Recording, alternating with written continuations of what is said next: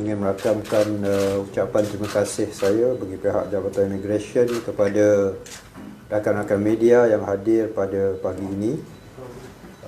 Turut bersama kita pada hari ini ialah Tuan Haji Muhammad Nasri Abdul Rahman, Ketua Pengarah Jabatan Tenaga Kerja Malaysia. Pada hari ini, Jabatan Immigration bersama dengan JTK akan memperincikan proses-proses yang terlibat di dalam program rekalibrasi tenaga kerja dan juga rekalibrasi pulang. Seperti mana yang kita tahu bahawa Yang Berhormat Menteri Dalam Negeri pada 12 November telah mengumumkan bahawa kerajaan akan melaksanakan program rekalibrasi yang terdiri daripada dua komponen, iaitu rekalibrasi tenaga kerja dan rekalibrasi pulang, atau ringkasnya recap tenaga kerja dan recap pulang.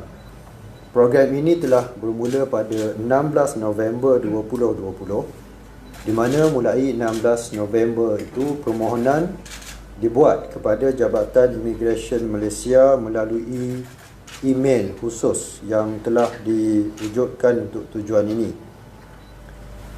Mulai 2 Disember, satu portal telah pun dibangunkan dan semua majikan akan membuat permohonan secara online selepas ini. Saya akan perincikan proses melalui portal ini.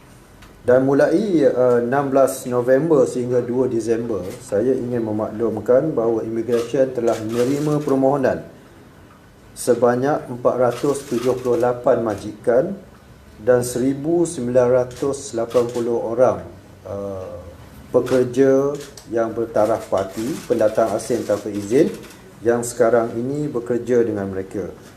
Sebelum saya ke sesi briefing seterusnya, saya juga ingin memaklumkan bahawa sebentar tadi Immigration dan JTK kami telah mengadakan pertemuan dengan 15 kedutaan yang juga merupakan sumber tenaga kerja kita, dan wakil-wakil kedutaan ini di dalam pertemuan sebentar tadi telah merakamkan ucapan terima kasih kepada kerajaan Malaysia.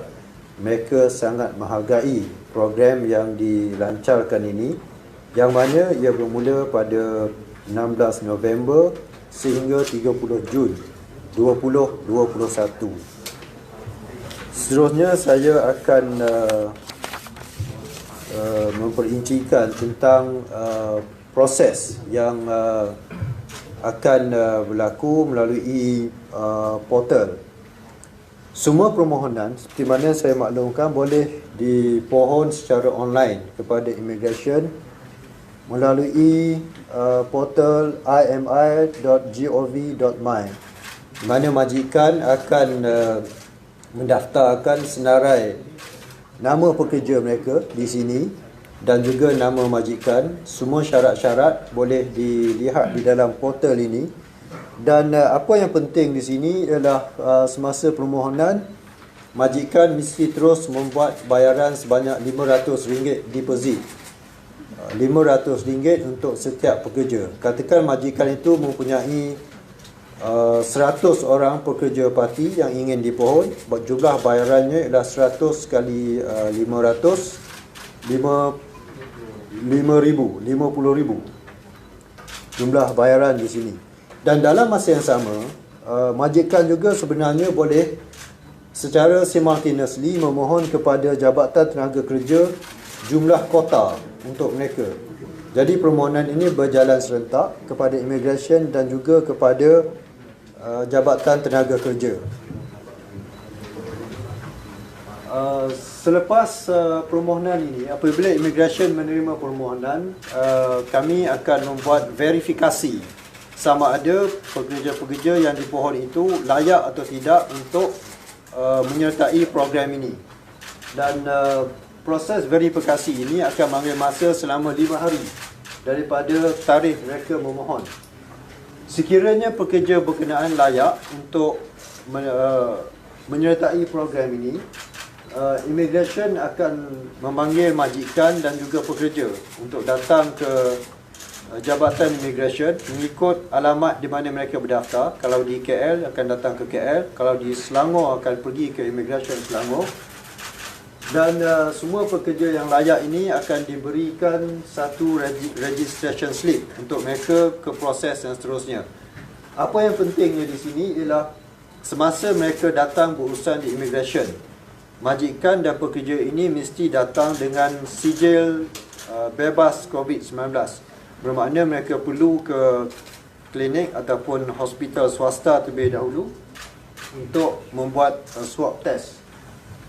Dan sekiranya mereka gagal, sekiranya dalam proses verifikasi ini mereka gagal, majikan mesti menghantar pekerja tersebut pulang ke negara asal mereka. Dan bagi mereka yang lulus di sini, boleh terus melakukan proses medical check-up di Formema, dan proses di Jabatan Tenaga Kerja yang berjalan ini, JTK akan mengambil masa selama 7 hari untuk memberikan kelulusan kota. Dengan kelulusan kota yang diperolehi dan dengan jumlah pekerja yang telah diluluskan di peringkat verifikasi, mereka akan meneruskan proses medical check-up di klinik-klinik Formema. Dan selepas mendapat kelulusan medical check-up, mereka akan sekali lagi datang ke immigration. Dan urusan di immigration ini juga dipohon melalui sistem STO online yang telah dibangunkan khusus untuk program ini, dan membuat bayaran. Bayarannya terdiri daripada wang cagaran 500 dibayar di peringkat awal. Di peringkat PLKS application, mereka perlu membayar fee rekalibrasi RM1,500. Perlu membayar levy mengikut sektor perkilangan dan pembinaan RM1,850, sektor perladangan RM640, bayaran lain ialah PAS RM60 dan proses RM125, dan bayaran visa mengikut warga negara antara RM5 ke RM20. Dan selepas itu PLKS akan dikeluarkan kepada majikan-majikan yang mendapat kelulusan ini. Saya juga ingin memaklumkan seterusnya, iaitu warga negara asing yang layak untuk menyertai program ini ialah yang pertama, mereka yang tinggal lebih masa atau mereka yang melakukan kesalahan di bawah Seksyen 15(1)C Akta Immigration, dan juga mereka yang melakukan kesalahan di bawah perkara 39B Peraturan Immigration.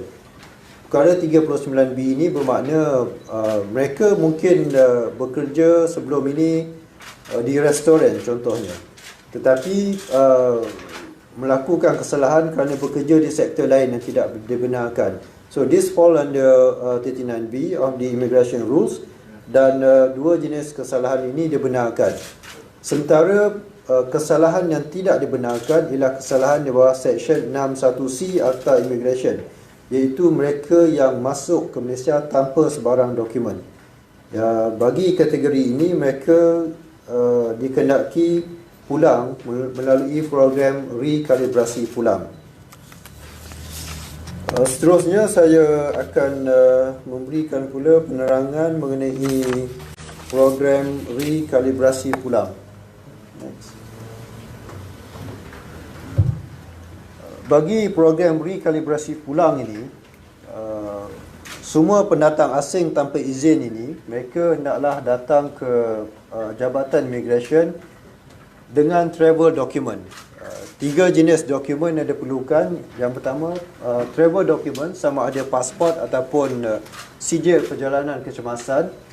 Mereka juga mesti datang dengan tiket balik yang telah pun disahkan, dan juga mereka dikehendaki membayar compound sebanyak RM500. Dan selepas ketiga-tiga syarat ini dipenuhi, Immigration akan mengeluarkan check out memo dan juga special pass untuk mereka keluar daripada negara.